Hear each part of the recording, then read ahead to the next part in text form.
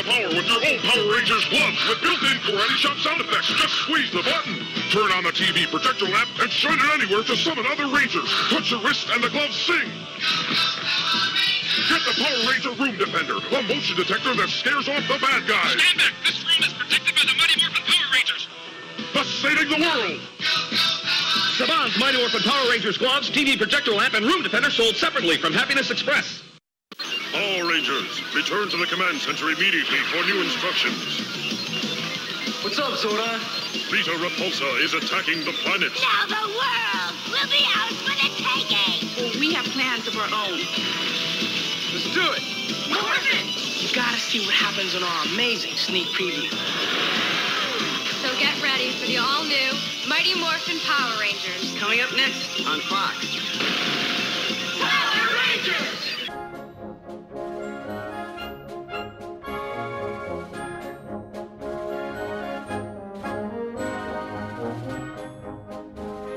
Welcome back to Saturday Morning Shelf Life, boys and girls.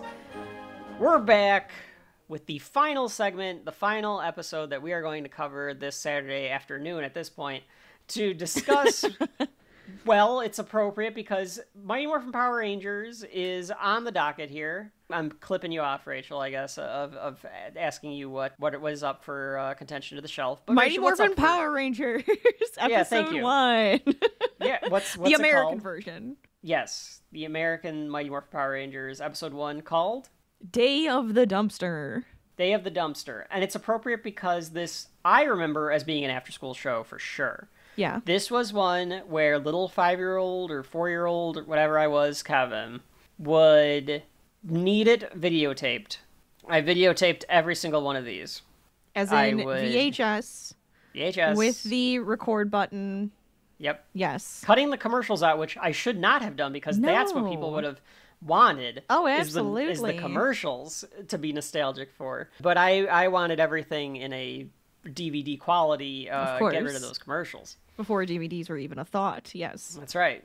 Unlike the first two shows that we've covered here on this Saturday Morning Shelf Life, this one's not exactly what I would call smart or good for kids. This is a toy commercial with a plot in it. Yeah. And there's fighting action. Yes, lots of fighting action. And teenagers. And it's live action as opposed to animated. Oh, yes. Of course, yes. What is your history with Power Rangers in general? Do you remember this episode, etc.? No, I don't remember. So I was saying this a little bit earlier, but with the Power Rangers, I kind of just remember the Power Rangers, and maybe I kind of remember like the feeling of stuff. I remember characters. I remember some storylines, and then I remember the movie, and I remember the new movie, obviously, because that came out way later. I don't remember, like, this specific episode. For me, growing up with the Power Rangers was another one that was just there. Mm-hmm. It was just always there because of you. So I kind of grew up with you being like, this is Power Rangers. I'm going to tell the story, though. I'm going to make the story this way, and then we're going to act it out with my action figures. I remember that. So that's my history. This was not the first. So I was a huge Power Rangers kid. When I was a little kid, I was huge into it. To this day, if you or go green, like I know all of the songs. Oh, absolutely. I was huge into it, and now my godson likes putting together the stuff. So like now he's kind of into it. The first episode that I ever saw was on a Saturday morning. I don't know if they were replaying it or something, but I know it was Saturday morning because I was into X-Men. And they played an episode after X-Men, and it's the one that we'll cover it because of this, but it's the one with the pudgy pig, where it's like the pig monster that wants to eat everything. Yes, I remember that. I remember that monster. I remember just being like hooked into it from that point on, and so like then I needed everything, and I wanted all the Zords, and I wanted all the toys and stuff. So it did exactly what the objective is. Because even when you read the Wikipedia on what Power Rangers is, it says it's a merchandising. It's like a brand for merchandising. Pretty much. That is what it is. Like, Haim Saban went to Japan. He saw Super Sentai, which is a Japanese show that is what the Power Rangers is. Yes. That's been on since the 70s. And he saw it in the 80s and was like, this could make a lot of money. And tried to get a show made. Fox Kids was trying to approve it under Bioman. That was, like, the original name for it. And I don't even remember, like, there's a million Super Sentais. Super Sentai is like saying Marvel. Yes. And it's like, then there's a bunch of different Ranger teams and different seasons, and they do the exact same thing. So it's a weird concept. It's the strangest fucking concept. We're going to take Japanese footage from a random the way Super they Sentai. Do this. Absolutely. And we're going to infuse it with footage of American kids or teens. Yes. And that's the show. Even as a kid, it was like something's weird about some of these scenes, but you didn't quite understand why. Mm-hmm. Super Sentai, like, clearly shot on film, and the American stuff, at least in these, like, Mighty Morphin Power Ranger ages, is video. So, like, that's completely just a little bit right. Some of it looks older. You don't quite understand it as a little kid, and it doesn't matter for most little kids because you're just engrossed in the story and the fighting and the action, like you said. There are a lot of colors, a lot of fun. Yeah. But for me, this is, pure nostalgia, going back to be able to talk about Mighty Morphin Power Rangers. Zayu Ranger is the Super Sentai that Mighty Morphin Power Rangers is based off of. So if you ever want to go and try to find Zayu Ranger, I kind of want to kind of see how they compare. I wonder if the Super Sentai is more sophisticated than Mighty Morphin. I'm curious about it. It could be, or it could be just as campy and silly. Yeah. If you ever watch anime and stuff too, some of them are super campy and silly, and then some of them are very serious and stuff too. So it's there's a huge variety when it comes to that kind of stuff, and I feel like this was kind of like a little gateway into going into anime and stuff too. Just the way it works. You mentioned offline that you thought that this should almost be an anime. I kind of feel like it should be an anime. I would love to see some of the comic book. Again, the comic books are on the list, because I've read a few of them. I'll probably Are these the Americanized comic books versus manga? Yes. Okay. Yeah, these are the Boom Comic Studios. Made comic books with Kyle Higgins as the author. I've gotten some of them signed. Mm-hmm. They don't contradict the canon. Yeah. But they fill in blanks. They tell side stories. They tell stories that you don't necessarily see in the show. Yeah. And they're way more, probably for people my age that are nostalgic for it. So they don't lose the funness of it, but it's told in a more sophisticated style. Mm-hmm, mm-hmm. And it makes it so that it's almost like here's the story that you probably had in your head as a kid, like I always did. But because of the production budget and the way that the stuff was acted and shot, that's not really what it was doesn't there. Quite hit that mark, but we're gonna get it to hit that point in the comics. Yeah. And so, if they took those and they made them into like an cartoons anime, or animes, that'd be pretty awesome. I definitely almost want it that way, Rachel, because we'll talk about this as we go through this episode. Explain for the people at home what Day of the Dumpster is about. So Day of the Dumpster is about space guys finding a capsule on, is it the moon? Or is it another planet? The wiki is unclear about it. Right. It doesn't look like it's the moon. I don't think it looks like they go to a different planet. I feel like they're on a different planet, especially considering when they run, they're not bouncing like they have no gravity. So anyways. Yep. Good point. So they're on a different planet. They find this capsule and immediately go, let's open it. Because as you do. Like you would. Right, yeah. Right? Because scientists just open things. So they open the capsule. How else are you supposed to just make discoveries, Rachel? You have to open things. It releases Rita Repulsa. Repulsa goes, it's my coming out day. I'm destroying the nearest planet. Goes for Earth. Teenagers on Earth are turned into the Mighty Morphin Power Rangers to fight her, and that is what ensues. Yeah. Yes. It's the origin story of the Power Rangers. It is. And Rita. Well, not really, because Rita probably has an origin story, but this is her life. I think the comics do a lot of that. Do they really? Kind of oh, God damn it. Now I'm going to have to read the comics. Because, spoiler alert for you, Rachel, but I think and I think we've pondered this over the years too. Lord Zed was a Power Ranger. That's why he has the dragon sword and stuff. Yeah. Like that's all in the comics. Ooh, I would love it. Okay. Yeah. All right. I love those villains. They're fantastic. So yeah, I love that's Rita, and I love that she still is the Japanese version Rita, and it's not like an Americanized version. It's just the Japanese actress with like a fantastic annoying voice. Yeah, the way that I think of Day of the Dumpster is that it is a superhero origin movie. Yes, condensed into 20 minutes with a next to nothing budget. Oh my god, yes. If you think about the beats that they try to hit. It is a superhero movie. It really is. And they only had 20 minutes, and it's just so, like, rushed. It's so fucking rushed. So, let's get right into it. Day of the Dumpster. It's so weird to kind of say, like, who directed these, because they're, like, putting clips of Japanese So I guess you could say both. It's the original footage from so-and-so's. This aired on August 28th, 1993. Was written by Tony Oliver. Name sounds similar to Tommy Oliver, suspiciously. And Shuki Levy. And it was directed by Adrian Carr. So, we begin with Day of the Dumpster. The beginning of this is the most ridiculous metal theme that you've ever heard for a kids show. But that's why it's so anime to me.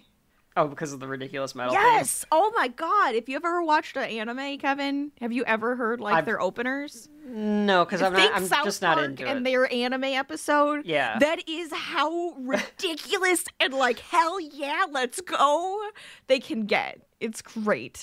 This music is from Ron Wasserman, who was the genius behind all of the music in Mighty Morphin Power Rangers. This music is fucking awesome. Oh my god. It kicks ass. It still kicks ass. Yes. It's a banger. It's on fire. It's on fleek. It's whatever you kids want to say. Fucking rules. It's just go Power Rangers. The song is awesome. You get Rita popping out greeting us, and then Zordon wants teens. A whole minute. Yes. Dedicated just to the theme. Absolutely. We start with the Sentai footage. It's clearly, like you said, astronauts are landing on what looks like a different planet. I don't know if canonically it's supposed to be the moon or not. I don't know. But it does not look like the moon. Because if you look in the background, one, you can see the crazy looking, it's so awful because it's just like layers of images. But there's like a planet, there's a moon, and there's a Earth. But they're so close. Like, where did this planet come from? Yeah, are you trying to tell me that Power Rangers is not scientifically accurate? Right? You're going to sit here? I might be in front of God and everybody and tell me that this is not scientifically accurate. You never know. Maybe it's Mercury or Venus. It could be Venus. Could be. You know? We don't know. Could be Mars. I don't think it's Mars because it's not red enough. Well, those Japanese cameras back in the day couldn't get a red tint. It just wasn't enough. I love the spacesuits, though. They're great. I'd like to think this is what happened. And I'm going to probably do this a few times, folks, so apologize. Because, again, I would do this as a kid. Oh, my God. Rachel, this is what I remember. Well, this is what the story is, but actually, I think what actually could have happened is this. Right. So, and I think a part of the problem is because of the production and because if you have a bit of an imagination, your mind would kind of go here. This is not in the show, but what I'd like to think is that Repulsa's dumpster was floating through space. Yes. Hit this planet. Yes. Government saw it. They sent a secret mission to go find out what it is. It feels that way. It feels like that's what should have happened, right? It could have, it could have landed on Earth, but I kind of like that it's on a different area, too. Yeah. Because she kind of, like, takes over and makes it, like, her little fortress. That's definitely the moon.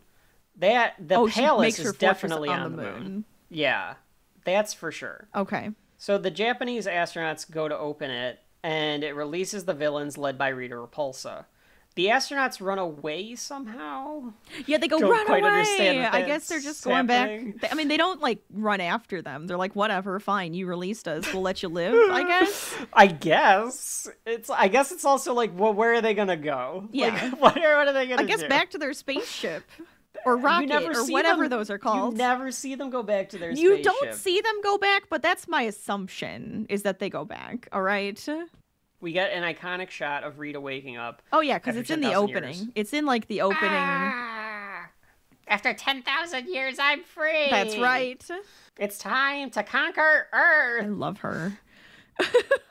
Her voice, of course, is wonderful. Can you describe the voice and what Rita is for everyone? It's like a woman who smokes, and then she's just like loud Naggy as hell, and also it's like a higher pitch. Yeah, it's not the low pitch. After 10,000 years, I'm free, but it's like gravelly. Yeah, it's just perfect. Oh, it's beautiful. And she has her ragtag group of henchmen, led by Goldar. Oh, Goldar. Who is, who's a Wizard of Oz monkey. Yes, wearing gold armor. He's just a Wizard of Oz character.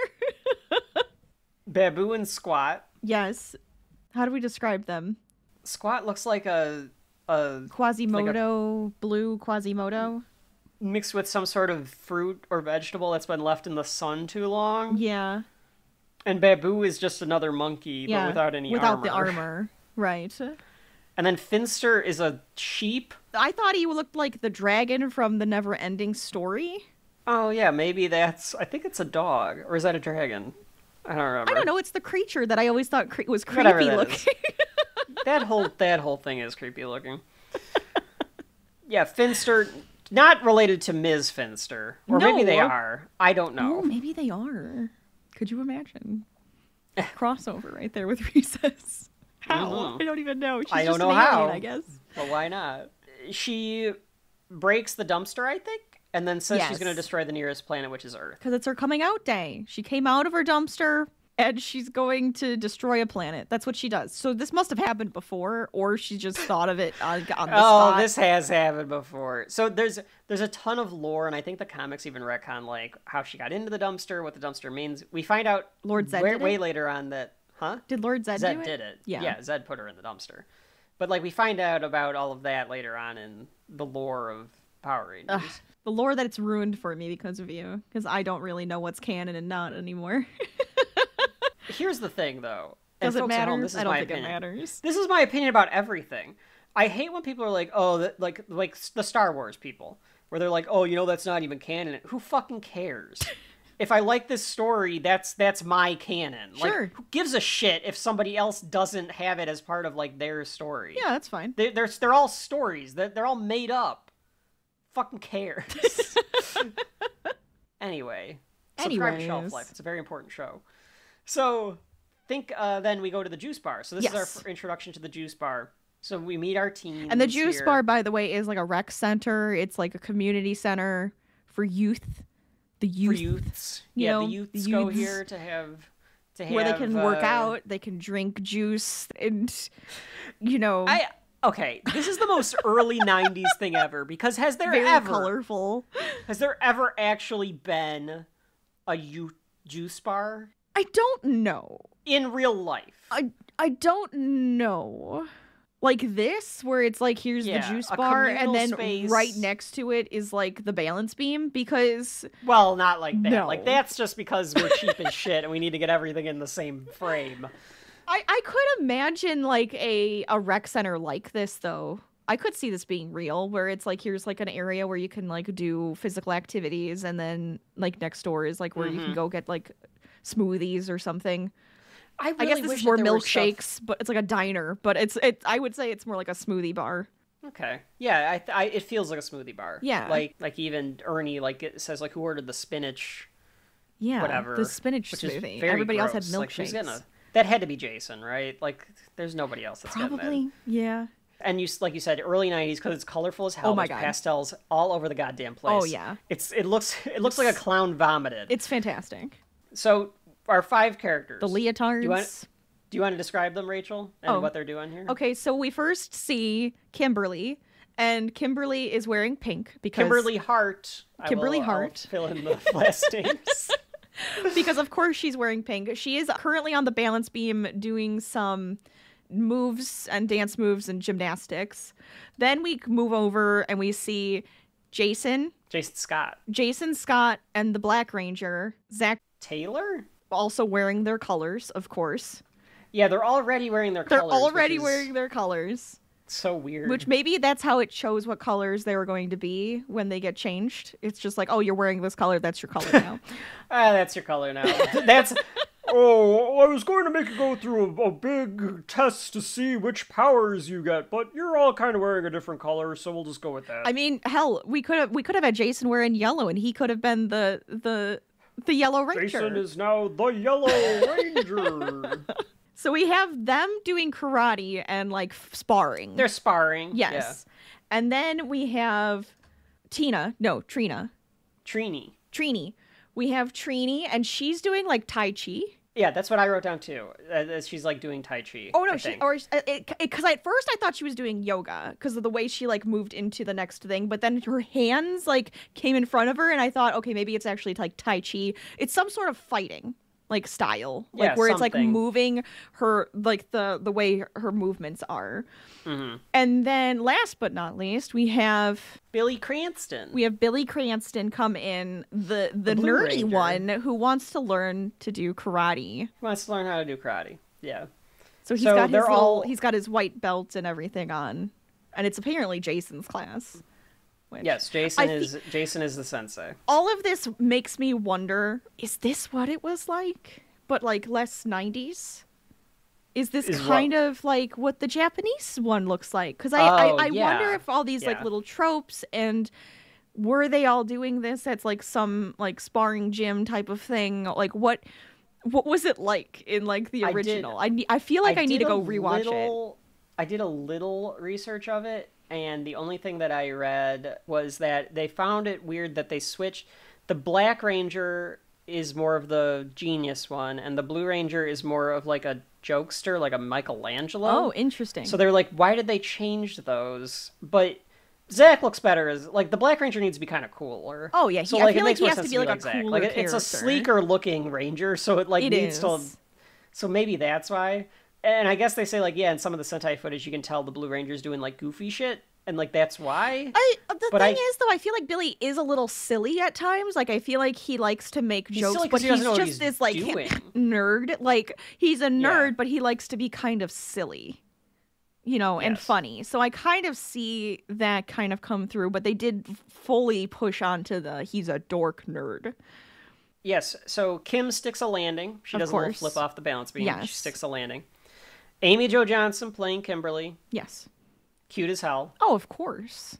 I could not have a They're crush. all very attractive teens, you know, which they're not actually teens, I would assume. Yeah, they're all very attractive early 20s to mid 20s people at the very least. Right. Yeah. But yeah, Amy Jo Johnson would have been my crush if I were. Oh my god. I would assume. Kim? Yes. Yeah, you better fucking believe it. Like, I don't think I had, like, a crush on her, but, like, I looked at, like, something where it was, like, a couple of episodes to, like, try to get an idea for this, and I was like, Jesus Christ. They, like, had her, like... But you're right. Like, the rest of them are, like, all in good shape. But they're like, all, even like, Billy, attractive. Yeah, yes, even Billy, who's trying so hard to be the... Oh, I am a nerd. Like, if he just acted normal, he wouldn't be a nerd. Right. You know what? I'm going to say that, well, as the series progresses, he becomes way more of, like, a buff, like, hunky yeah, dude. because now he's working out all the time because he's a Power Ranger. Hello. You have to. Billy comes in wearing a gi. He's ready for karate class. He's got his gi on. Oh no, look who's here. Bulk and Skull. Hi, girls. About that double date we talked about? Yeah. What about it? Sorry, guys.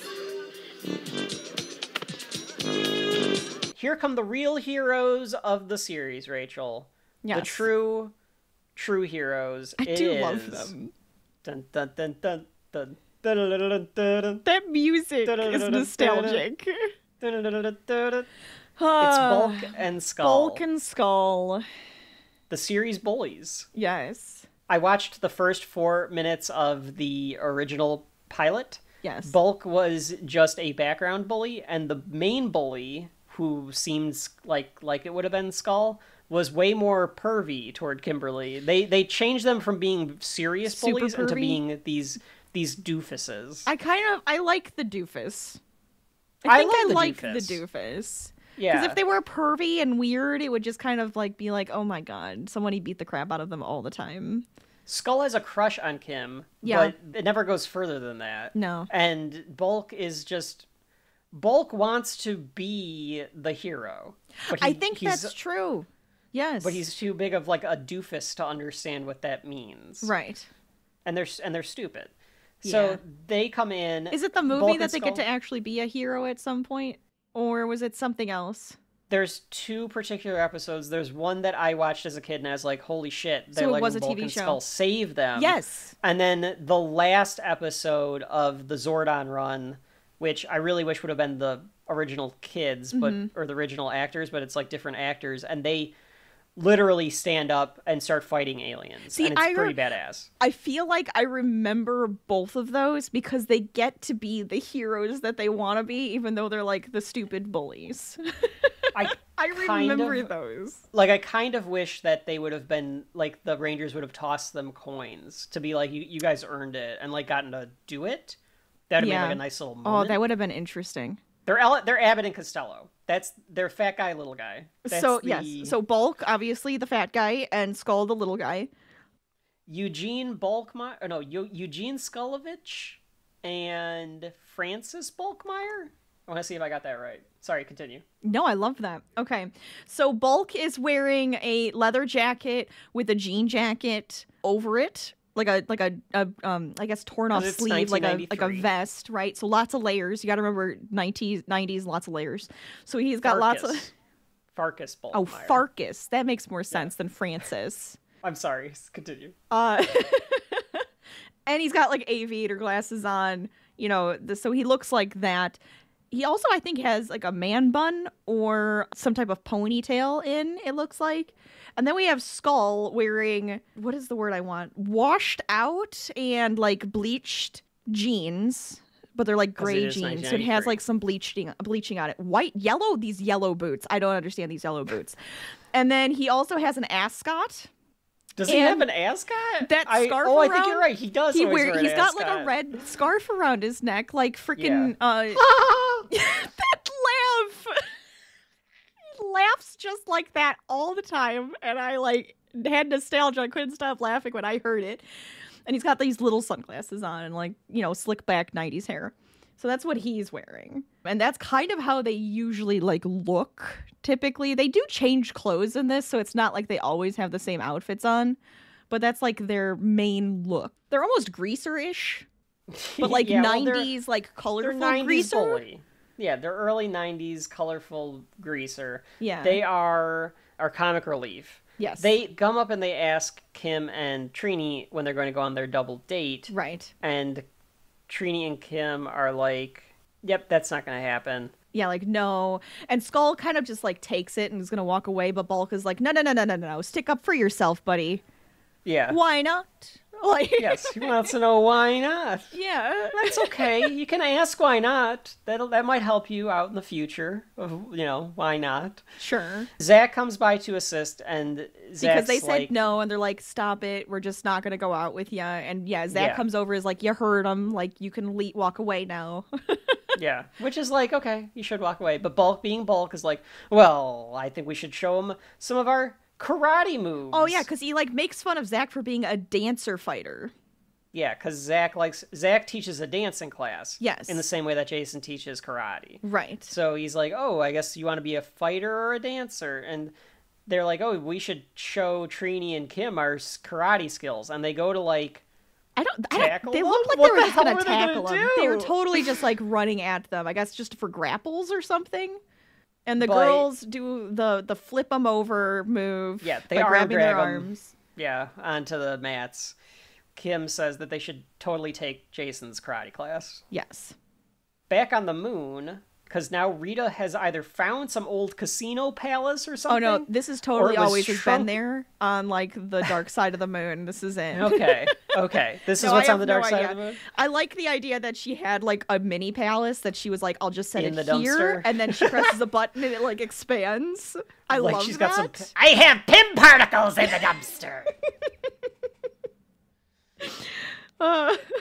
But it could also just be, this is the palace that's on the dark side of the moon. We don't know. Yeah, she just moved in because it's just there. So she's like, we'll just take this one. It's fine. I like the idea of them all hauling shit into this palace. Yes. And the Goldar being like, this is my room. Yeah, like one of them goes, ooh, I want this. But he goes, and he just pushes him aside. He goes, this is my room. And like puts his stuff down. Does Goldar's voice change after this? Yes, this is not the right Goldar. Because I was like, am I just remembering wrong? Or is this not his voice? Because I like Goldar's voice and this just isn't it. This might be the Goldar voice for a little while, but eventually it becomes that more like... Yeah, like voice, grumble. Yeah. Yeah. This palace, though, looks fantastic, by the way, because it looks like a bunch of shards put together. Like shards of like crystal or diamond put together. She pretty much has like Superman's palace, but on the moon. Fortress of Solitude. Yeah, I killed Superman and put the fortress on the moon. That's why Zordon needs teenagers now. Oh my god, it's her castle on the moon. She's overlooking the Earth, and she's like, "Oh yes, this will do just fine." And she tells Finster to make some putties. Finster being the monster maker of the group. Yes. Which is kind of fun. I do like the way he makes the monsters, like, out of putty. Out of clay? Yeah. Or putty? Yeah. Yeah, that's a weird, like, why is that a thing? Like, the rules in this world are so odd, where it's like... It is. Why does he make the monsters out of clay? Well, because these are the pawns. These are the ones that you want to have, like, a mass of, right? So he just has the ability to create a mass amount of monsters out of clay for this like need, and then he also makes monsters out of other stuff too, like pigs and things, I think, right? Because no, his are always like formed out of clay. Are they always out of clay? Yeah, I think Zed would. So he just has like this things. really cool like power then to make things out of clay. He's got that machine. That's true. I'm just saying, he's got like this really cool like scientific like machine, but it seems like it's he has to be kind of artistic and powerful. He makes all these like molds. Rachel respects the artistry of Finster. That's right. It's very cool. Goldar says that he will lead the putties down to attack the Earth once they're made. Yes. Jason, back on Earth, is teaching a class. Billy is in the class, and he's struggling to get the motions down. But it's like his first karate class. Yeah, it's your first day, bud. It's going to take a little bit. Come on, Billy. Give yourself some credit here. I do wish they had their own room. Like, all of this stuff, everything is happening all at the same time. Just out in the open. Yes. Like, there's just sweat and chili fries and juice and all sorts of shit. And people yelling right and talking and doing other stuff. And it's like you're trying to, like, focus and you can't. Yeah, Ernie really needs to take some money and remodel this thing. That's for sure. Yeah. Okay, so here's the thing. The 2017 movie, they do it in a fashion where these 5 characters all kind of gather almost like individually and become friends to become the Power Rangers. Whereas in this, they're all already friends. And you don't like that? I was actually okay with them already being, like, friends. Okay. Any particular reason why you like that over... I'm not saying over that. I'm just saying, like, I thought it was fine. I'm okay with both ways. I'm trying to figure out why all 5 of them are friends. But I don't have a problem with if you could form it where Jason and Zach are friends. Okay. Billy wants to get more athletic, so, like, he's thinking about, like, joining that class. Mm-hmm. Billy and Trini are friends, and then, like, Trini and Kim are friends, so by extension, Billy's kind of like friends. That, I feel like, is kind of how this happened, though. Okay. That is how this friend group kind of happened, I feel like. You know, some of them were friends, and they kind of just were like, oh, hey, maybe we all could hang out because we're all going to the rec center together. Why not just all get some smoothies or something, and now they're all friends? Because I feel like it makes sense. I also don't mind, and I kind of like the way that the 2017 alternate universe kind of thing forms, where it's like, because they always talk about, like, we need teenagers with, like, attitude, like, that, but they don't. They're, like, goody goods, as Bulk and Skull would say. Sure. So it's like in the 2017 movie, which has its flaws, but, like, the way that one worked was, it was like, oh, these 5 kids are all kind of, like, outcasts in their own way. Okay. And then they all kind of, like, come together individually, but then they all kind of, like, find each other. I guess my thought is that I feel like that's just done so much, where it's just, like, all these 5 come together and over this one thing, and it's like... Yeah. now they are forced to be friends. Like, why can't they have been friends and he found a group that are already connected? Like, and one of their strengths of like why they could become the Power Rangers is because they were friends. Because they have a good connection with each other. And that to me made a little bit more sense than like the trope of, oh, now here's these fine randoms coming together and now they're forced to be friends. Okay. No, but that's just me. Okay. No, I think you swayed me a bit. And there are other Power Ranger teams that come together that way, where it's like they didn't know each other, they weren't friends, and then they just have to come together. So, all right, I'll allow that one. So I think you won that argument. Yeah, so I guess that's probably why I look at it that way. So Jason stops them to kind of show Billy individually, and then he tells them to all like take a break, and he asks what martial arts develops. Billy knows right away because he's a genius, and he's a show-off and a little teacher's pet. And then Bulk and Skull show up, wanting to learn how to beat people up. Jason says that martial arts wasn't developed to hurt others. Right. But they insist, and Jason's like, well, maybe it's time for some advanced training. So then, I love that when Jason goes to do a move, the score kicks in, like, yeah, fuck yeah, he just made a sidekick. Hey, Bulk also did that sidekick, and I was impressed. That sidekick was fucking awesome. He did a really good sidekick. It was a pretty good sidekick for being built like fucking Bulk. Yes. But then Jason does a tornado kick, so he goes even higher on the advanced scale. Bulk tries to do that, but he just spills onto the ground. He definitely just spun the wrong end.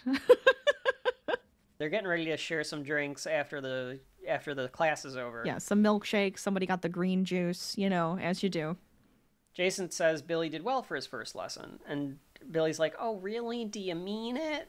And they're all like, yeah, Yeah, it was your first time. Like, the rest of them are very athletic, and he wants to become athletic. Yeah. So it's like, well, why would you discourage him then? So he can get some hot chicks. Yeah, that's exactly why. Ernie comes with their order, but an earthquake starts and people start fleeing. The footage of people fleeing, I was like rolling my eyes at like this Sentai footage. You can like tell it's fucking Japan. Like, oh, was like it? They're doing so hard to like cut around it. Actually, the people fleeing in the one scene looked more American, so maybe it was new footage of them, of like they just found stock footage of people fleeing or something. Fleeing out of the juice bar for sure is new footage. Oh, I think you're right. I think there are a couple. Yeah, and it kind of goes into more of a grainy look, which I didn't really notice until you mentioned that like now. Like I was like, oh, I didn't realize it kept going into a grainier look. Yeah. I just thought like B film and like, you get the B reel, and of course that's just what it's going to look like. Our heroes are slow to move out, though. I guess because, if it's California and there's I don't know where it actually is, but I assume California. Angel Grove is in California, yeah. And it's an earthquake. You just kind of expect These happen all the damn time. Like, you're going to be like, okay, it's going to stop soon, and then you're probably going to get some extra rumbles after that, but I probably wouldn't be running around too much. We get to the command center for the first time, where Alpha 5 is freaking out. Urkel. Well, yeah, sort of. He's pretty much Urkel. He kind of is even dressed a little like Urkel. Yes. Like, he's this big red-bodied, blue arms and legs, robot, android type creature with like a flat head. He's got like a flying saucer head. Yeah. Yeah. And because there's future alphas, and I remember like seeing future alphas. Like, I dropped off the planet when Turbo started because that show fucking sucked. Aww. But they had like future alphas, and I was like, these voices are stupid. And it's like, well, this voice is just as stupid. You're just used to it because it's like the first one, so it's endearing. Yes. Oh, Zordon. I was also wondering, why is he holding a teddy bear? I wanted to know that too. Is he supposed to be more childlike? I was wondering if it's supposed to be more like they were awakened from a sleep. Oh, they were because now sleeping. Rita's show is up. And okay. Like the earthquake kind of like woke them up. I could see that too. I don't know if he's supposed to be childlike. I guess that's one way to take it. But I always thought, because I was like, what the hell does he have a teddy bear for? Yeah, but I think it's like It's so silly too, because it's got like the same head as him, but it's like a teddy bear body. It's so campy. Yes. It's like above and beyond. Zordon, though, comes and, I'm a big floating head in a tube. Zordon, the mentor Yes. of the Power Rangers. Yes. He tells Alpha to calm down. It's Rita, and she's attacking. How does he know this? Is it because of the morphing grid? I don't know. I guess It's he gotta just be because knows. you're connected to the morphing grid. It's Rita. Right. My ex-wife or whatever. Is it? No, I'm joking. Oh. I don't think that's in the comics. Look, it could be in the canon. I don't know. And if it is, honestly, that's kind of fun. It's kind of fun because I didn't realize he was just like a being that was trapped inside of like some sort of force. He's an interdimensional being trapped inside a time. He's like a time something. lord. Stuck in like a time vortex thing. Yeah. So like he'd die if he were outside of it or something like that. Yeah. Again, I think that the comics expand on what all of that potentially means. Okay. But anyways. But yeah, I don't know what that means exactly either, but yeah, he's an interdimensional being. I guess in charge of protecting the universe from evil, and in particular Earth, right. for some reason. Well, for some reason, he's here on Earth. Well, can he go to other places? Are there other connected tubes? Oh, and this is just a display. It's not like he's actually there. It's just a screen. Or his essence has to float from tube to tube. So it's like, I went over to Alpha Centauri and then to Eltar via my tube network. Maybe there are. And maybe there's different alphas in each zone. Yeah. Well, Alpha 5 clearly is the main alpha? Alfred Pennyworth of the Power Rangers here. He's the main alpha for me. Right, of course. Alpha, I told you to clean up the command center. We have company coming over. I need to get back to Eltar, and I expect this shit to be cleaned up. Ay. Thank you. You're welcome. Zordon asks Alpha to get 5 over-emotional and overbearing humans. Which is the joke. Yes. Because Alpha goes, oh no, not teenagers! Right. I always wonder, like, why teenagers? But I'm wondering also if he's just like, oh, they're easily manipulated, and I can mold them to what I want them to be. I can draft them into my war against evil. Exactly. That's a great way to take it, yes. Well, I would go for older people, but, I can't manipulate them as easy. Yeah, I remember somebody being like, why doesn't he just get, 5 fucking, Marines to do this? But they have to be teenagers with attitude, which is also weird. I wonder if that's just a weird translation. Maybe it's a weird translation. I don't know. I think it's something like us in Star Wars, where he's too old. He's too old to begin the training. Like you have to have a youngling or something. I guess. Yeah, that's why. Yeah. I do wish that there was more solid reasoning for why it has to be these teenagers. Right. I get it now that where you're like, well, they pick these 5 because they have a strong enough bond that they can teleport together. Yeah. And, you need enough bond with between 5 people that you can do that. Maybe that's part of it. It could be. I like that. But again, why teenagers? And there is no real answer. There is no real answer. I guess when you're older, you just don't have those connections. You lose all your friends. You're kind of on your own, doing your own thing at that point. I've tried to find anyone over the age of 22 that has those 5 connections, and there's none. So we're going with teenagers. They're the only ones who seem to hold on to friendships for a while. Maybe it has something to do with being over-emotional and overbearing and hormonal. Maybe it does. To, be in the morphing grid. I guess so that, they can mold you, because it's oh, you're, in the middle of being molded, so we can, swap the way your genes work. I'm going to gaslight these 5 kids into fighting my war for me. That's right. That's what it all is. I mean, the military does the same thing with They do. So They really do. Kind of. Yeah. Not too dissimilar from real life, I suppose. Yeah. Kids are naive. That's the only way where, if they stumbled upon the command center, maybe that would be... But, yeah, they get teleported there, and they all spill out, and they stand up looking around. Billy thinks it's magnificent. Of course, 'cause it's, cool. It's, scientific. It's alien. He starts touching stuff, and Alpha tells him to stop, and he's like, oh, a fully animated, fully sentient... And he says sentient weird. Yes. It's like because the David Yost, the actor, didn't know what sentient was, so he says sentient fully wrong. Sentient. automaton. Fully functional automaton. I've never seen anything like it. I think they have him do that a couple times, because there's multiple times, of course, where the Rangers lose their memory and forget that they're Power Rangers. Of course. And I think every time they have Billy say that line. Then Zordon introduces himself and explains who he is. Kim doesn't get it. So Zordon's like, oh, okay, fine, I'll give you the short version.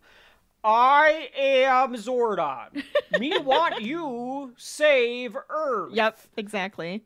And Zach is skeptical, and he's like, this is bullshit. I don't know what this is. I don't know how we got here. I don't want to be in the middle of it. I do not believe this at all. Nope. Yeah. Kind of a smart move. Why? Like, what the hell is this? Send us home. This is not okay. Yes. You abducted I don't know us. if I really want to be... Yes, first of all, Mr. Blueface, you abducted 5 teenagers into... Whoa. Let's not be using those kind of words here. I let you into my home, yes. Zach is skeptical, though, and we get the viewing globe, and he explains what Rita is. And Trini asks what this has to do with them. She's like, I'm sorry. Another good question. Why? What does this have to do with us? So also, he's like, well, in that globe, is Rita on a bicycle? Because I'm pretty sure she's on a bicycle with like a big wheel and a little wheel. Uh-huh. Yep. Flying around the city. Yes. Uh-huh. Is that not what happens? No, in the that's all. episode? I'm just asking. Are you saying that they took confirm random footage from Zayu Ranger and just kind of plopped it in? I really want to know what's going on in that Zayu Ranger. No, it's like, I'm so interested. Like, why? She's like the Wicked Witch of the West on her. Yeah. They're clearly just like aping off the Wicked Witch. Yes. I feel like you'd be disappointed. I feel like that you'd be like, oh, Rita's a better character. Maybe. You might like the Rangers might be better. I have to find out. I have to find out now. Because I love Rita Repulsa. She's ridiculous and over the top. But yes, they explain Rita. Zordon tells them that they will draw on powers of ancient creatures you call dinosaurs. So at some point, because Zordon has been there for thousands of years, and they've built these Zords, also known as marketing and merchandising. Well, Power Rangers the lunchbox. Of course. Power Rangers the toys. Power Rangers the flamethrower. Yes. Of course. Did aliens see the dinosaurs and like base the Zords on the dinosaurs then? Is that what we're getting from this? I think that's correct. Okay. Again, comics or some other lore, folks at home, let us know. But I think that's what happened. Yeah. Gotcha. He gives them all their power morphers and their coins, and they're like just teleported onto them, so they're just kind of there now. He explains the concept of Power Rangers and Zords, and then he gives them all their respective merchandise and explains the Megazord, which you can buy for $49.99, or you can get all of the individual Power Ranger Zords, and you can make the Mega Man. You get the yellow Mega Man and the blue Mega Man, and make the Mega Man. It is very silly. It is very marketable. This is the commercial part. Look, Japan really loves merchandise. They are wonderful at it. They love this stuff. That is like what they're all about. I mean, look at Gundam. It's also another one just like this, where they it's do like... a pretty good job though of layering story onto their toys. Oh, absolutely. Like Transformers. Freaking Hello Kitty is actually a little girl in a kitty costume. Did you know this? Nope. Did not. Have you heard this? Did you know this? It's just one of those things where it's like there's so much story behind all of it, where it's just like you don't even realize it at some points. Right. You just like it. Mm-hmm. After he gets done explaining the Megazord and everything, Zach just goes, "Fuck you! I don't want to buy your stupid crap. This is clearly just a gimmick to make us buy a bunch of timeshares and shit." Oh yeah, don't forget about the belts. You need to buy the belt. Haven't had a belt. You will actually, the morphers I can rent to you, but, if you get on an installment plan with the Zords, you can actually get a 0% interest for the first 2 years on that. And Alpha, can you show them the weapons, Alpha? Can you show them their blasters? Okay, that's great. But look, you don't actually have to live here in my place. My command center. You can just live at home, and then we'll just, beam you where you need to go. Zach still says fuck you. Kim agrees. Yeah. Billy and Trini follow, and Jason Here's the thing, though. Is hesitant. I feel like Trini was also hesitant at first. if you watch, she's also standing next to Jason like, intrigued. Yes. If this had better production, longer time, more... everything. Money. Yes. Yeah, more everything. You can see what they're trying to do. Oh, absolutely. They're trying to convey it that Jason is like... he wants to be a Power Ranger. Yes. And if there were more time, you could have him trying to convince the guys, like, we should do this. Well, like, we should try to do after this, they just start walking aimlessly through the desert to get home. So, I mean, that is when they were trying to explain. They're in, like, the mountains of, like, Angel Grove. Oh, are they still in Angel Grove? They were beamed very far away. It was going to take them It's some sort of mountainous to get region. home. The command center's based off of some Israeli or like Jewish history. It's really cool thing. looking. I'm not gonna lie. Yeah. I like seeing the outside of it. I did not remember that you get to see the outside of it right at the beginning of this. Yeah. Command Center's exterior is the Brandeis Barden Campus Retreat Building of the American Jewish University. Okay, there you go. Which is crazy that there's a building that looks like that. Yes, it's. Like I mean, that's... I would call this like an Art Deco style because of how like round and everything it is. I don't know if the camp, like if it actually is, you know, based on Art Deco styles, but that's what it looks like to me. I had the American Jewish University make me the command center. They just threw up something they already had together. Rita sees the teens and tells Finster to finish the putties so that they can destroy them. This is something I never liked about Power Rangers, is that Rita knows who they are. Like what's stopping them? Yeah, like what's stopping her from like killing them in their sleep? I never liked that, because unless you're like saying like, oh, the power coins protect them and stuff, or like they can't be attacked in their civvies. But it seems stupid that she knows who they are. I'm just wondering if she sees people walking outside of the command center. And she just assumes? No, because she says, like, it looks like Zordon got teenagers again. Right. Or something like that. Like, this has happened before. She doesn't know who they are. She just knows where they are at the command center with Zordon. Yeah.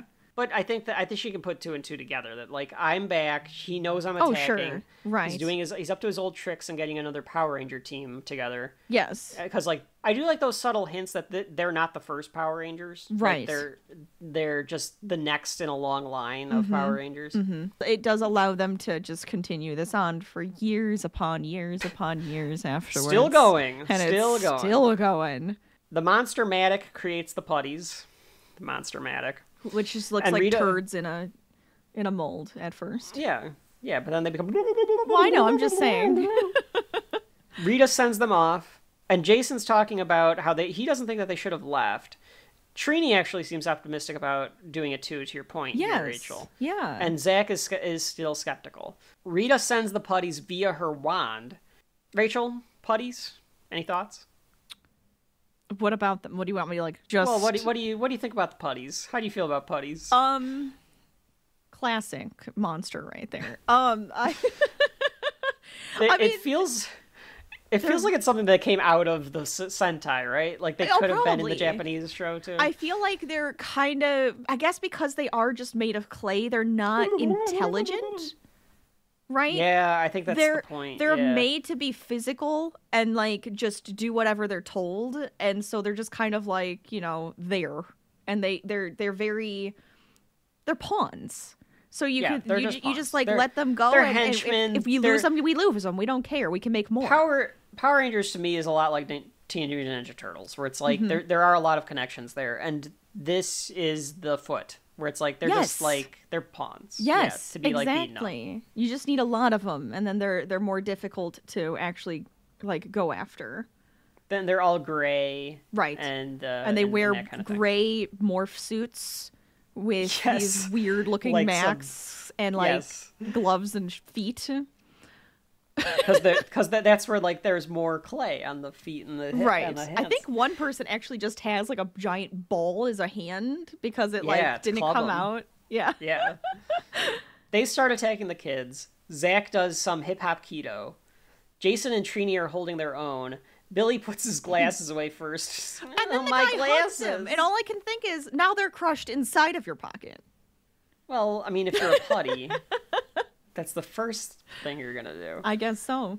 Billy is overwhelmed Kim starts okay, but then Billy's Yes. overwhelmed at first, and then Kim, and they just get thrown into a pile. I thought this was so little it's kitty very stupid. silly, where they all got thrown into a pile You've got together. to have the imagination of a little kid to like not make this look stupid. Oh yeah, absolutely. Then Zach and Kim, and then finally Jason is overtaken as well. And Trini.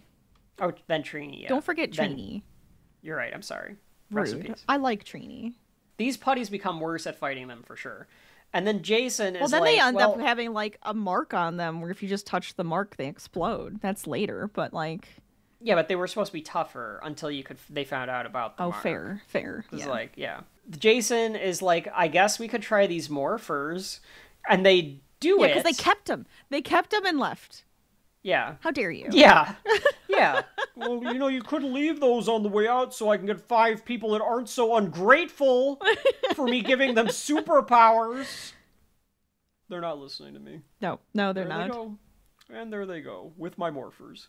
Those were the last 5 power coins. So they immediately do the wrong thing and not put them to the sky, but they put them in front of them and yelled out their dinosaur names. No, it goes out like this. But they're like, straight in supposed front of you. to, he says, point them to the sky and yell out your I guess dinosaur you're right. name, and they They put never it do in the right front thing. of them. Well, whatever. It looks way cooler pointing it straight out. No, it's morphin time, though. No do morphin. not Well, because get they its don't know morphin that time. yet. But they do the mastodon, Pterodactyl! triceratops, saber-toothed tiger, tyrannosaurus. That's right.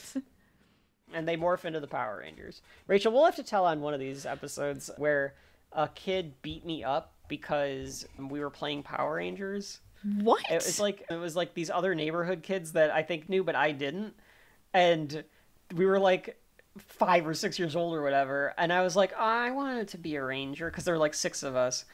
And I was like, but why can't I be a ranger? Because of course I was probably the smallest, and they were like saying that. And then the one kid was like, fine, I'll be the villain.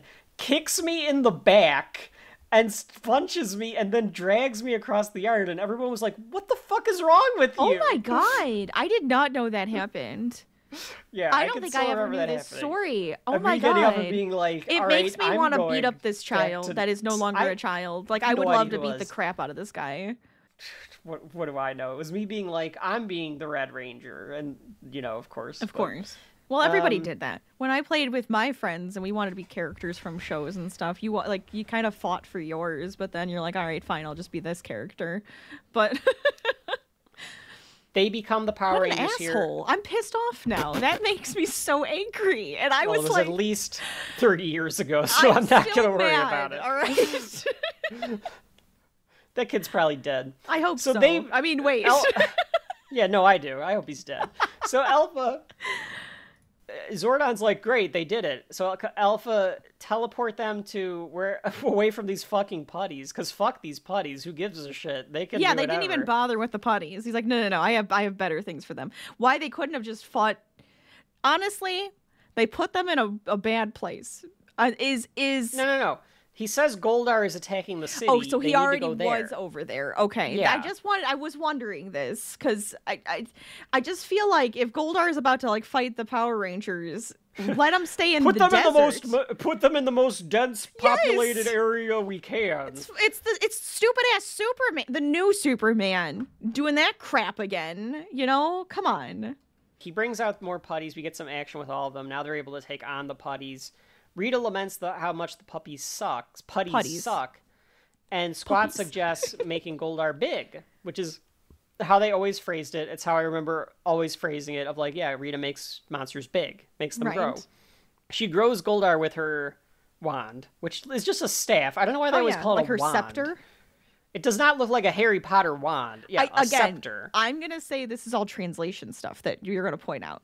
It's going to be all like these specific wordage that they're using is probably translation stuff. It looks like a Jafar staff. Oh, 100%. It's almost Sailor Moonish, like the big piece on the Yeah, top. because it's a big like circle thing. Yeah. And you get this same animation a million times of like, well, like first I love it. The staff breaks. Let my Goldar grow. And then... yeah, iconic. And then the staff breaks the ground, and like shit Yes. shoots out, and that makes Goldar become big, makes him giant. Right. Which is done a million times in Power Rangers, and for some reason, it's always the last resort of the villains. Yes. To make them big. Again, almost as if they forget that the Power Rangers have Zords. Well, I think it's also a part like, well, we know that they could just bring the Zords out, but if they're big, you know, at least we're like on the same playing field, maybe. Oh, because it's one against one. Yes, and Japan also just loves mech suits and giant creatures. Loves mech suits. Goldar stomps around Tokyo, and we get the first motion thing they always do with dubs and arm movement that makes absolutely no sense. Because clearly the Super Sentai footage, they're probably going, Red Ranger, or whatever, or like, power of the pterodactyl, or like whatever the hell they're doing. Yes, I think it's more so that, where it's like they're bringing out like the power of them through their arm movements. Because if you watch anything that has like ninja in them, right? Naruto, like The Last Airbender. I don't watch any of these. Just want to make that clear. Also has like Japanese kind of like inspired stuff. They use hand movements and arm movements to like bring out the power and do a certain like jutsu or a certain like thing. So they do a lot of arm movements. Knowing that now versus when I was a kid, it makes sense for all these wild arm movements that kind of like embody the dinosaur. Yeah, it makes more sense. It's very stupid when it's always some different dubbed over thing that has nothing to do with the arm movements. And the actors are all trying to kind of phrase it in a way where it makes sense. Yes. Based on what their arms are doing. Yes. So it's like, we're the good guys. Stilted. Get off our planet. Dinosaur power. That's what they're doing right now. The last 5 minutes of most Power Rangers episodes are exactly the same. This is the most toy commercial part of every Power Rangers episode. The Zords come in one at a time to sell the toys. Even the log on thing is always repeated, where they're like, Zach here, ready to go. Trini, I'm ready. Yes. And I did like Kim's, nice stereo. I thought that was good, that she does something different. Something a little bit different. It's very silly. At least also as they're kind of like driving the Zords then, Trini and Billy say like, whoa, it's almost like instinct. Like we know how to do these without like, why do we know how to do these? And so then it makes it obviously like the morphing grid is like helping them understand how to almost instinctively use the Zords and like it's now a man part the of Zords. you. It's a part of you now. Goldar hits them pretty well. They're in like this battle formation where like the Tyrannosaurus head has like and like body are there with like but the rolling wheels of the Triceratops and the saber-toothed tiger are like it's like a tank mode. Yes, it's tank mode because they like can like I think they can shoot, right? Yeah, can they shoot at that point. They shoot back so it at is him, like tank. Yeah. And then they become the Megazord. This is actually for Power Rangers.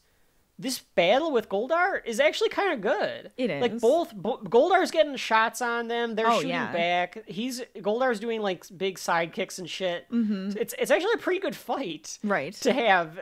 I was shocked. Because I'm so used to, even as a kid, kind of getting bored with the last 3 minutes of Power Rangers because it was like, well, once they're in the Megazord, now they have overpowered them. Throw this, yeah.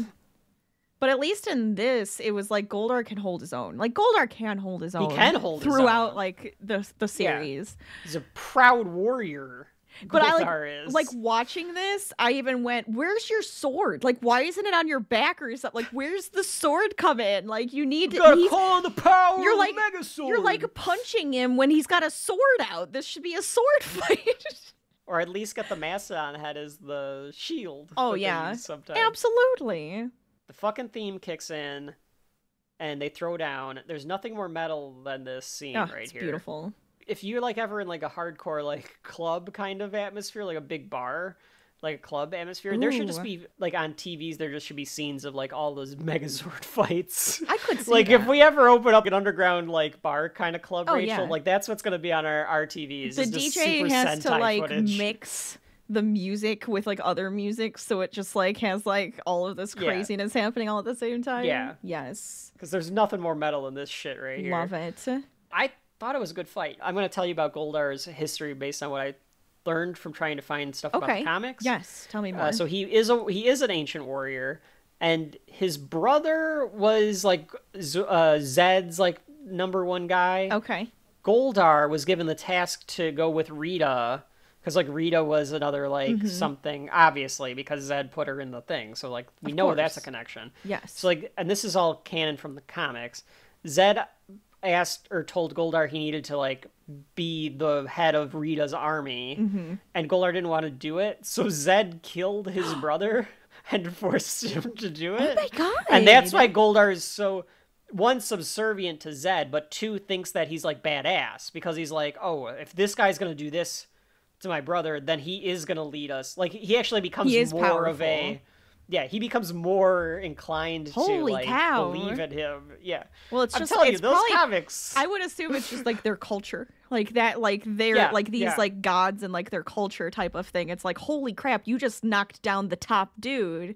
You are badass. Like now you're top guy. Like that's great. I feel like they almost should have kept this battle for another episode to like show improvements to the battle, actually, because I maybe we'll get into other episodes where I'm like, oh, these battles aren't actually as bad as I remember, but it's not that bad. Eventually they go get the sword, and the second they get the sword, did you like that the guy in the Megazord suit kind of struggles to get it out of the ground for a second? He like tries to grab it with one hand one way, then he has to grab it a different way, right? Which like you can take as being like, oh, they're trying to figure out how to pick it up as a robot. Which way should we pick it up? Yeah. Goldar backs off though when they get the sword, because he's like, I'm not fucking with this. Like, look, I had the sword, I had the upper hand, I'm out. I'm not getting stabbed today. And Go-Go Power Rangers, they have saved the Earth with their introduction to the globe. Rita is screaming. Oh, of course. Goldar says, I won't fail you again, Empress. And she I love says that his nose moves when he talks. Very elaborate makeup, all of them, or suits, or whatever they are. Mostly suits, I would say. Rita says she has a headache, which is, of course, one of her famous catchphrases. I love Rita. I have a damned headache. Leave me alone. Back at the command center, Zordon gives them the 3 rules of being a Power Ranger, which are never use your powers for personal gain, don't escalate a battle, and keep your identity secret. And I wondered if they've ever done plot points with those 3 rules in mind. Like, I bet their identities are always given away at different points, but the first 2, I don't know if they've ever done anything with that. I bet they have. I mean, if you kind of think about, like, the second one is way more interesting. This, don't let it escalate unless she does it first. Like, does that mean just, like, don't bring out the Zords if you don't have to? Like, leave them alone? Yeah. It means that. It means don't morph if you don't have to. Like, if you can not use attack, this power, use them, don't use it. Right. Interesting.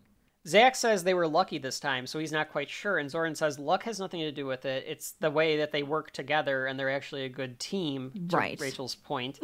and they're superheroes. He flat out calls them superheroes. Yes. Which I thought was interesting too. Right. I never really think of the Power Rangers as superheroes, but it's true. But they are. They are. Yeah. I always just thought of Power Rangers as being the Power Rangers. Like, they're their own thing. Yeah, Jason says he's in, and they all follow suit, except for Kim, who says, I don't know, guys, my hair gets tangled, and I'm just not going to, like, want to put the helmet on. And then we get, because it is 1993, I guess, a not joke. Just kidding. My God. I was like, oh, dear Lord, that's embarrassing. Yeah, all right, I'm in. Me too. You can count on me. Affirmative. I don't know, you guys. I mean, the outfits are cool and everything, but my hair gets all tangled up inside the helmets. I don't think I can do it. Oh, no. Kimberly, no!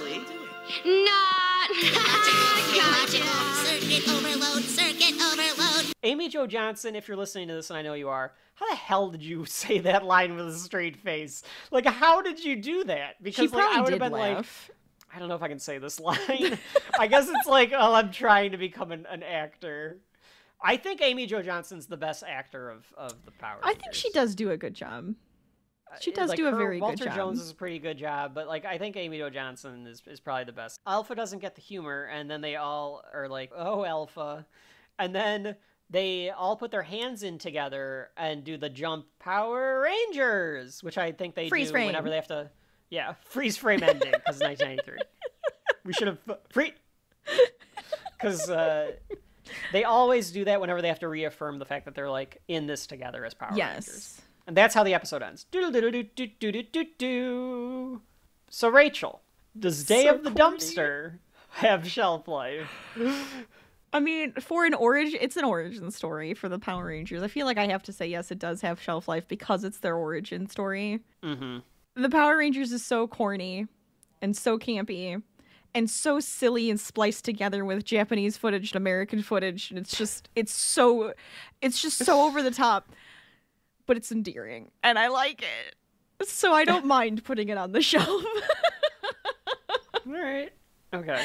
Especially since it is kind of like, here's the introduction to like all of the characters. Here's the main villain. Here's like her minions. Here's your main Power Rangers and their person and all of that crazy stuff. So it is just like an introduction to everything. But it's I just don't like that it is so rushed. And I wish we could have like really truly like brought out some more of like each piece and like, you know, done an anime version of it.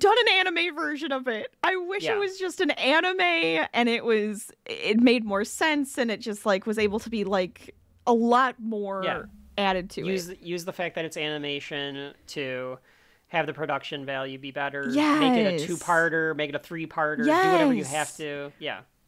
And truly just solidify each fact and person and everything, just so that it just felt more rounded. And more completed, more rounded out. Yeah.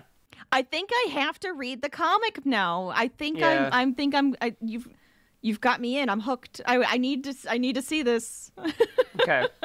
I mean, let me know. I'm trying to read them. I have them along with a pile of other comics of different things, because I was like, I want to read other stuff other than Marvel. So I was like, of course, you know, Power Rangers is, when you see that and you're like, are these actually good? And then you like read a couple and you're like, oh, they are actually good. So like now it's bad. Don't get me wrong. This is bad. This is very bad. It's very corny. It's very There's corny. So much happening. If you were not a 5-year-old or like between like the ages of 4 and 7 at the time that this episode came out, you're gonna be like, what the fuck are they telling me this has shelf life There's for? Just so much. Oh yeah, true. Yeah, you're right. But as I was able to do when I was a little kid, I can see what they wanted to do. Yes. And if they had a production budget, what it could have been. And that's what endears me to it. Yes. Because I see what it's supposed to be. And I'm still interested, and I want to see what's going to happen, like with this team. Overlook the flaws, and it's actually not the worst episode of Power Rangers, for sure. No, I wouldn't say so. So, I mean, it's completely nostalgic. It's not good. It is not good. I want to make that very clear. And this is very much it has shelf life via nostalgia for me. It's the nostalgia shelf over here. It's the first episode of it. It's their origin story. I need to have, because it's my life, I need to have this piece of it on the shelf. Yes. So, yes, Day of the Dumpster has shelf life for that reason and that reason alone. If you have never seen Power Rangers, you can watch this. I'll let you watch this. But I'm going to disclaim this right now. It is not good. It's not good. So do not think that this is good. No.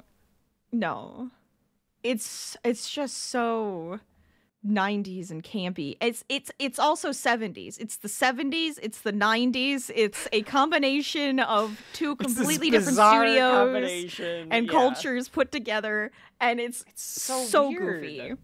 But it works, and I don't know why. It kind of works. I really do wish, like you're saying, Rachel, and people at Saban, if you're listening to this podcast, which I know you are, because how many people have a fucking Power Rangers podcast out there?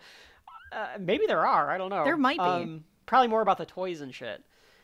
Give us an adaptation of the show and the comics. I want it with that anime style. Like, make it animated, like the DC animated films. See the animation. Like, I want to have that anime. It would be perfect. Make it for adults. You can make You can make it for adults, and have it be also that kids can watch it. That Yes. like just do that. Do it like the I DC agree. animated films. Don't make it too like X-rated. Let's go. Yeah. Let's bring it down a notch, you know. But yeah, but at the level of like the MCU or the DC animated films or something like that. I like how you could do you're it. you're like thinking that, and then I'm over here like actually thinking of like animes in Japan and like. But like, it can be like, that they style. Really, I'm truly fine with can it do that it. style. Yeah. There's some really, really beautiful artwork in some of these animes. I'm just saying, it would work perfect. So there you go, folks. That is Day of the Dumpster. It has Shelf Life as well. So, Rachel, we have finally concluded our Saturday morning block here. It's our first weekend at Saturday morning Shelf Life. Shelf Life, Saturday morning, Shelf Life. With that being said, we will try to give us some feedback on this one, folks. Like and subscribe if you like this. Of course, all of that good stuff as we continue to go through Volume 4. We hope that you enjoyed the fact that we're doing that we try to do something a little different for this particular genre. We could have just made this a regular episode, but we were like, let's do something a little different for like the kids. I think it's way more fun this way. And if you have any suggestions on like some kids shows that would be kind of fun for us to look at on a Saturday morning, I would love to hear about them as well. Yes, because I think what we're planning to do, like we said, we'll make these Shelf Life selects sometimes, and I was looking at Rachel in particular. I was looking at Arthur and Recess, and I was like, how the fuck are we gonna make these selects? Like, what are we gonna leave out? And I was like, I don't know what we're gonna leave out in the future, and that could end up being an issue too. Yes, but I think that we'll try to do these. We'll have episodes that are solely focused on one show. Where we do a couple of episodes. We'll do these like this, where we're doing a few different types of shows. We could even just do generalized too, if we don't want to actually pick out specific episodes or anything, and we just want to talk about something. We might just do a retrospective on DuckTales or whoever the fuck knows or something, or Animaniacs, something that doesn't have like how do you break down Animaniacs? You can just talk about that, but that kind of thing. Yes. So absolutely. yeah, I think that's kind of how we'll tackle the kids programming, and we'll do stuff before us, during us, and after us from when we were kids as well. Because I could definitely see us doing like another version of this where we do X-Men, Batman, and Avengers or Spider-Man. Mm-hmm. Spectacular Spider-Man, we're doing the whole thing. Oh, that's absolutely. not a Shelf Life whole Selects. thing. Probably the whole thing for like Wolverine and the X-Men and Avengers, Earth's Mightiest Heroes, but like we can do them in select cuts as well. Absolutely. Winnie the Pooh will be on this. Yes. Pinky and the Brain probably. Scooby-Doo, we said. Yeah. There's going to be just Dexter's Lab. Bugs Bunny. Dexter's Labs. And all of them. Bugs Bunny cartoons. Yes. All that good shit. That's what you're going to get from us whenever we decide to drop in one of these Saturday morning Shelf Lives. And if Courage the Cowardly Dog. Courage the Cowardly Dog. If you like them, let us know so that we can definitely put that onto the roster. So that was weekend number 1 of Saturday morning Shelf Life. Let's recap what we did today, Rachel. I feel like one of the kids in those shows, the live action in betweens. That's what I'm going for. I realize. Oh, am I supposed to say something? Yeah, say what we covered. We went to Recess with Recess in their first episode. We learned about being ourselves in Arthur in their first episode, and we learned how to kick some ass as a team in the Power Rangers. First, I thought you said we learned how to kick some ass as a team. With the team. So yes, cross off of the list the first episodes of all 3 of those shows, Rachel. All of them are on the shelf. I've been Kevin. And I'm Rachel. This has been Saturday Morning Shelf Life. We'll see you next weekend. Not literally, but like another like weekend that we decide to do this. But yeah, whenever the next one drops. To do the close, I needed to do that. But yeah, exactly. Yeah. So, Right. okay.